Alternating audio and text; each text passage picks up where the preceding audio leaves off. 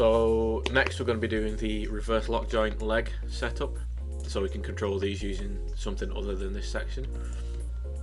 And I know this is something that in class a few people struggled with. Hopefully a video will explain it a little bit better than the slides might have done. So we want to bring Kevin back for this because we're going to use his actual physical heel as our placement back here. So we want to go into our joint tool, make one back here.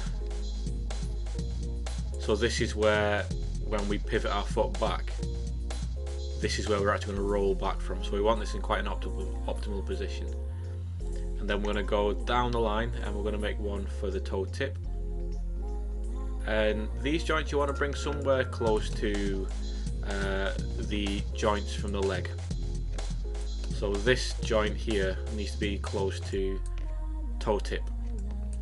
And the next one is going to be there. And then last one there. So going through the chain, we've got our main joint here, which is on the heel. Then the second joint is over the toe tip. Then the third joint is over toe. And then the fourth joint is over heel. So we want to name these joints before we move on, because it's going to be a lot easier. You can see that naturally, because we made them from an orthographic view from the side, it's actually laid them in the middle of the world, which is fine.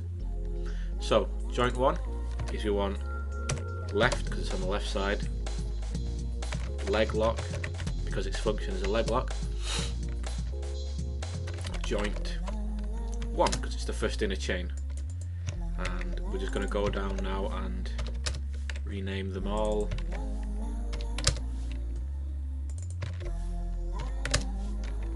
So we should have leg lock joint 1, leg lock joint 2, leg lock joint 3, leg lock joint 4 going down the chain.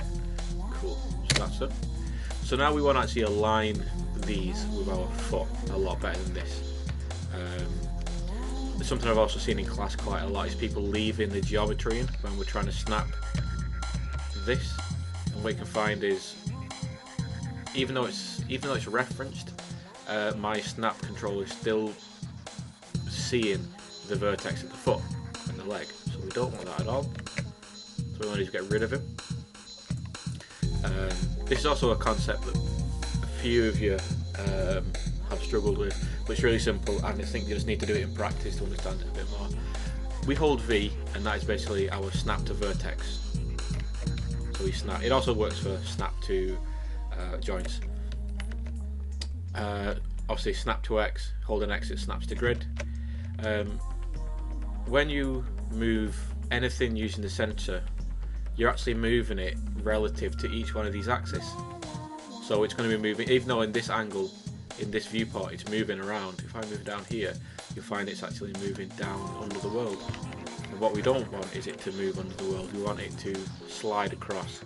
So we can move stuff using these cardinal directions, X, Y, Z, red, blue, yellow, red, blue, green. And if I just move this and try and snap it, it will only constrain it in moving to the X-axis, but then it will snap relative to whatever I'm trying to snap to, or whatever the cursor is closest to. It's a bit of a strange concept, but like I said, it's something that must be done in practice to really understand it. So what we want to do is snap this heel, this leg lock joint 1, to the heel joint, so that's in line. So then when it rolls back, it'll be like a believable motion. So using V and holding the X-axis, I also want to drag that back and hover my mouse over the heel, and you can see that it snaps straight off. I can do it over here as well at the same time.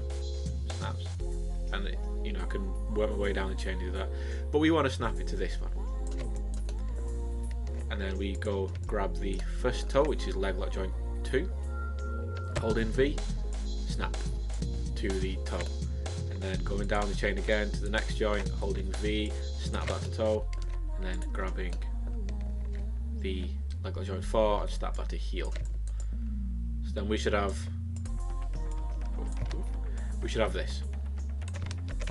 Beautiful.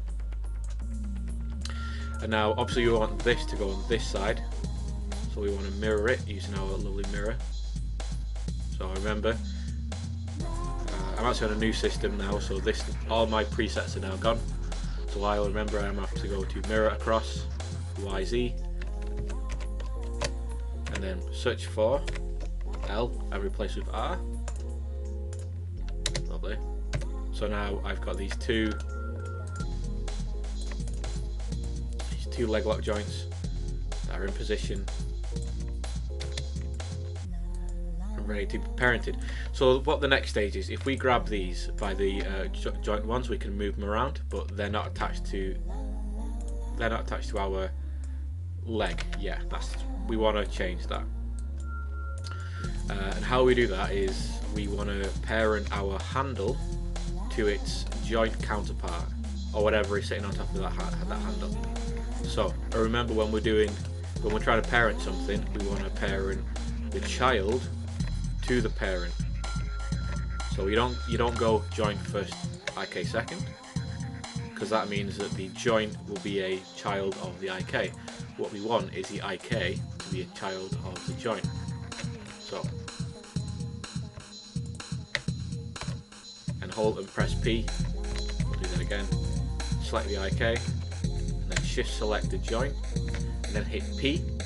That does a direct parent constraint. So now, oops. If I grab I can test that dead quickly. So I'm grabbing the leg lock joint 1 here, and you can see it's actually grabbing the IK at the same time, which is what we want. So if we move that,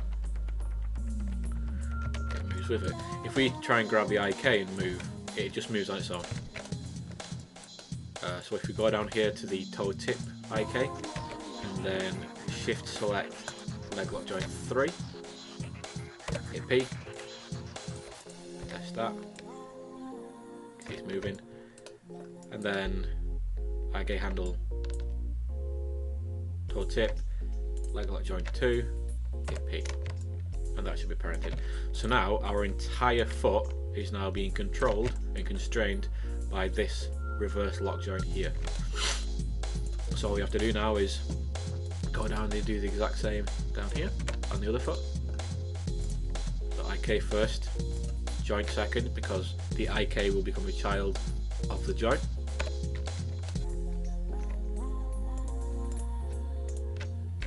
IK first, joint second, IK first, joint second. Beautiful. So now we can test that as well. And we can grab both of these, move them, and everything is moving perfectly. So that's our reverse leg lock joint setup. That means that if we try and move the hips later on, these will actually stop it, because these aren't being controlled by the IK. The IK is being controlled by these reverse lock joints. If these don't move, the IK won't move. It'll just be the IK that's not been parented, which will be up here.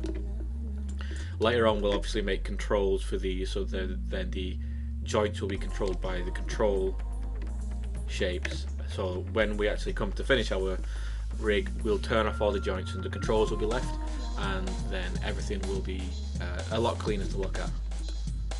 That's our leg locks.